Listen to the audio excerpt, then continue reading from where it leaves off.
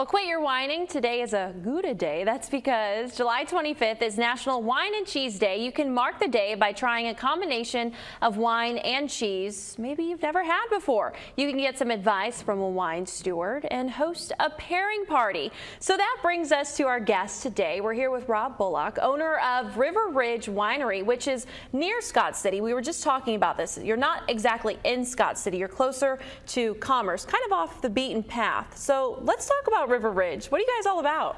Well, it's River Ridge. We've been here for about, in September, it'll be 30 years. Wow. So after 30 years, we do what wineries do. We grow grapes, make wine, and hopefully people just keep coming out and seeing us and enjoying their trip out there. Yeah, that's incredible. 30 years to be in that industry. Have you guys been the owners all 30 years? No. Okay. My wife and I bought the winery in 2016.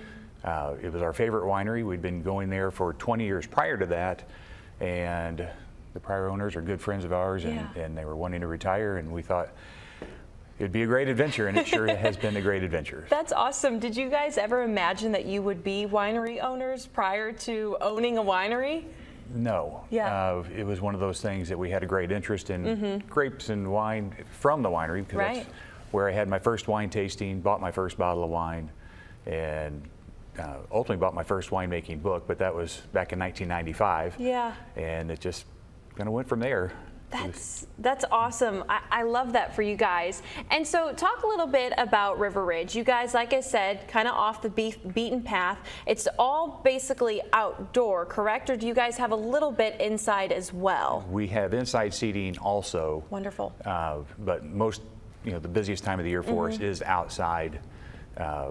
We have seating out there for probably about 250 people.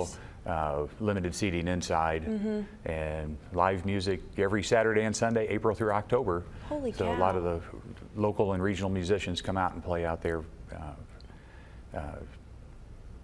And otherwise, it's a lot of wine and food. Of course. And cheese, of course. Yes, yes. And so you guys, the winery, how far away is that from, the actual, I guess, restaurant, your area that you have people come by? Because is it right behind it? Because I don't think I've ever noticed it when I've been down there. It's all basically connected. Most people, what's customer facing is all right there in the seating of where everybody is. But right behind that, we have the winemaking facility where I do my thing. Yeah. And then the vineyards are up on top of the hills above the Mississippi River. And so then what would you guys say is your most popular wine that you guys are making often?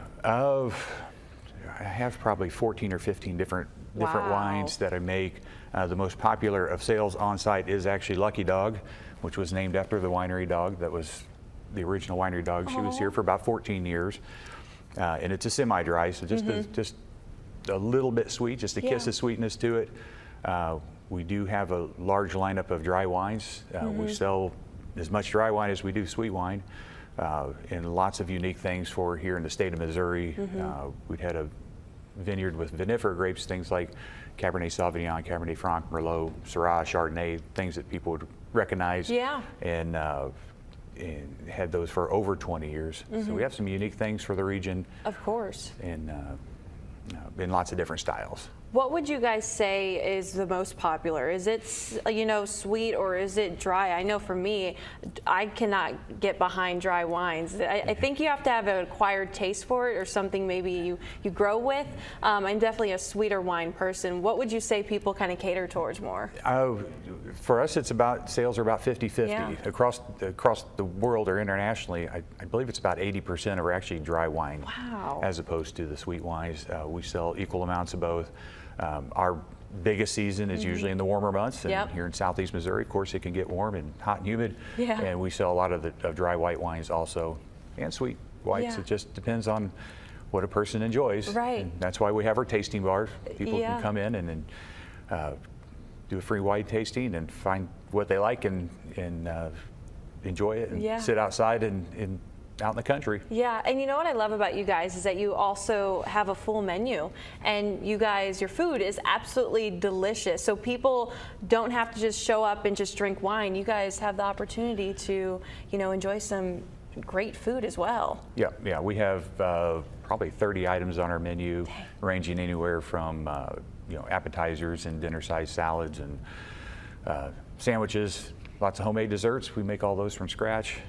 We call it generically gourmet picnic food, so nothing too complicated, Yeah. but it's scaled up, so it's very flavorful and unique items that you may not get anywhere else. Of course. Well, gosh, that all sounds delicious. If you guys have never been to River Ridge, you have to check them out. I know you guys are on Facebook, and you guys also have a website. So definitely check out River Ridge and visit their winery if you haven't before. I know that I will be finding myself there here shortly. I have to. I haven't been this season, and I have to go. So thank you so much for joining us. We appreciate it. We'll be back in just a bit.